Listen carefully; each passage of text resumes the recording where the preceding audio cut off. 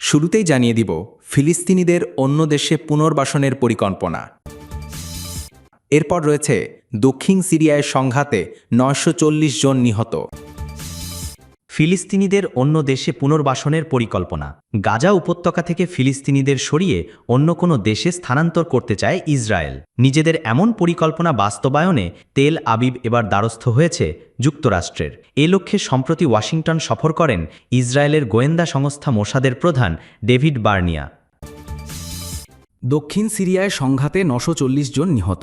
সিরিয়ার দক্ষিণাঞ্চলে সুয়েইদা প্রদেশে রক্তক্ষয়ী সংঘাতের পর দেশটির সরকারের সঙ্গে যুদ্ধবিরতিতে রাজি হয়েছে ইসরায়েল। গতকাল শুক্রবার তুরস্কে নিযুক্ত মার্কিন রাষ্ট্রদূত টম বারাক এ তথ্য জানিয়েছেন। যুদ্ধবিরতি শুরুর ঘোষণা দিয়েছে সিরিয়া সরকারও। প্রায় এক সপ্তাহ চলা এই সংঘাতে দেশটিতে নিহত হয়েছেন নারী শিশুসহ ৯৪০ জন। সম্প্রতি সুয়েইদায় সংঘাত শুরু হয়েছিল দ্রুজ ও বেদুইন জনগোষ্ঠীর মধ্যে। ১৩ জুলাই এই সংঘাত থামাতে হস্তক্ষেপ করে সিরিয়া বাহিনী। তবে দ্রুজ যোদ্ধাদের সঙ্গেই উল্টো সংঘাতে জড়িয়ে পড়ে তারা।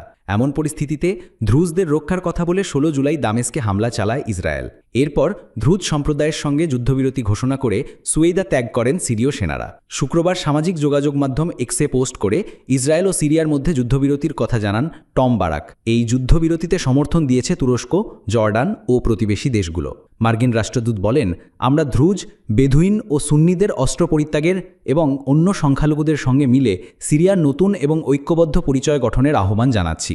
অবিলম্বে যুদ্ধবিরতিতে রাজি হওয়ার বিষয়টি নিশ্চিত করেছেন সিরিয়ার অন্তর্বর্তী সরকারের প্রেসিডেন্ট আহমেদ আল শারা। তিনি বলেন, আমরা যে পরিস্থিতির মধ্যে দিয়ে যাচ্ছি তা কাটিয়ে উঠতে এই মুহূর্তে বিভিন্ন শাখার মধ্যে ঐক্য ও পূর্ণ সহযোগিতার প্রয়োজন।